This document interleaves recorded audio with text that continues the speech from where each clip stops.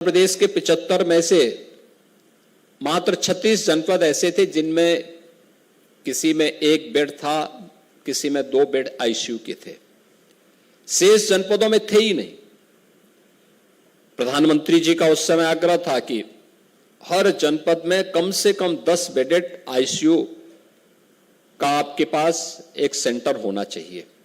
इसके लिए भारत सरकार ने वेंटिलेटर्स उपलब्ध कराए, उस प्रकार का इंफ्रास्ट्रक्चर भी उपलब्ध करवाया। लेकिन मैन पावर कहां से हम लेके आएंगे? एक चैलेंज था। हमने कहा भाई जितने भी एनेस्थेटिक हैं, टेक्नीशियंस हैं, इनकी ट्रेनिंग हो, और मास्टर ट्रेनर पहले हम लोगों ने यही एसजीपीजीआई में तैयार करवाया। आबादी उत्तर प्रदेश में निवास करती है, और पूरब का हो, पश्चिम का हो, मध्य का हो, या बुंदेलखंड क्षेत्र का हो, या बिंद क्षेत्र का हो, गंभीर रूप से बीमार होता है तो उसकी पहली एक आस उसके परिवारजनों की होती है कि एसजीपीजीआई में कोई बेड उसे प्राप्त हो जाए। एसजीपीजीआई में पहले से ही यहां पर बेड्स पूरे भरे रहते हैं, स्वाभाविक रूप से उनके लिए समस्या खड़ी होती है। और जब ये बात हमारे सामने आती है तो हम लोगों को भी पीड़ा होती है, अंतःकरण से इस बात की पीड़ा होती है कि हम लोग इन लोगों को ये सुविधा उस प्रतिष्ठित संस्थान में नहीं दिला पा रहे। यद्यपि उत्तर प्रदेश ने आदरणीय प्रधानमंत्री जी के मार्गदर्शन में एक लंबी यात्रा चिकित्सा स्वास्थ्य के क्षेत्र में, चिकित्सा शिक्षा के क्षेत्र में आगे बढ़ाई है। पिछले 7-7.5 वर्ष में उत्तर प्रदेश के अंदर जो गवर्नमेंट सेक्टर के मेडिकल कॉलेजेस थे, जो मात्र प्रदेश के अंदर 2017 तक प्रदेश के अंदर केवल 18 जनपदों में फैले हुए थे। लेकिन लोग इस बात के लिए कभी कभी उनको विश्वास नहीं होता, क्या यहां पे भी इतने योग्य डॉक्टर होंगे जितने एसजीपीजीआई में है, जितना केजीएमयू में है। हम लोगों को बोलना पड़ता कि हाँ ये सब सुविधा है। और मेरा मानना है कि टेक्नोलॉजी है, तो अगर हम उन दूर दराज के क्षेत्रों में इस सुविधा को देने में सफल होंगे, एसजीपीजीआई का लोड भी कम होगा। आपका जो भार है, जो अक्सर कभी कभी विवाद की स्थिति पैदा होती है, वह विवाद की स्थिति पैदा नहीं होगी और अनावश्यक दबाव में कार्य नहीं करना पड़ेगा। और इसके लिए आवश्यक है कि हम दूर दराज के क्षेत्रों में टेक्नोलॉजी का उपयोग करके टेली कंसल्टेशन से टेली आईसीयू की सुविधा आदि दे करके इस सुविधा को आगे बढ़ा सकते हैं। आज 6 मेडिकल कॉलेज इससे जुड़े हैं।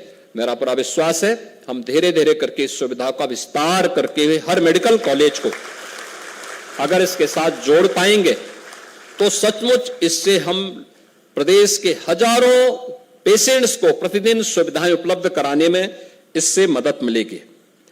मैं धन्यवाद दूंगा सलोनी हार्ट फाउंडेशन का, इतनी बड़ी आबादी के लिए, जहां पर 30% से अधिक आबादी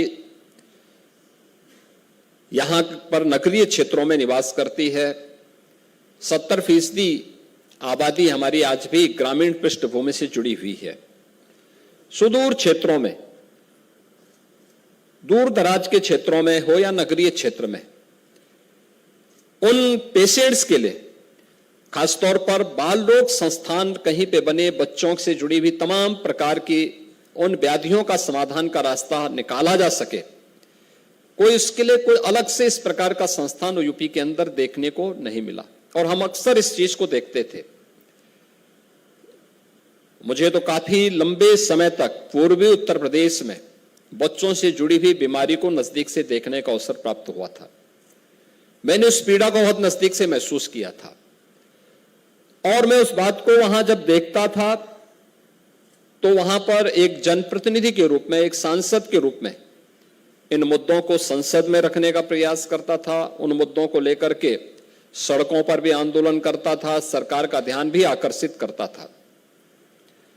और आज मुझे प्रसन्नता है कि सरकार आने के बाद डबल इंजन की सरकार के द्वारा किए गए प्रयास का परिणाम है कि हम लोगों ने बच्चों से जुड़ी हुई इंसेफ्लाइटिस की समस्या का समाधान उत्तर प्रदेश के अंदर करने में सफलता प्राप्त की है।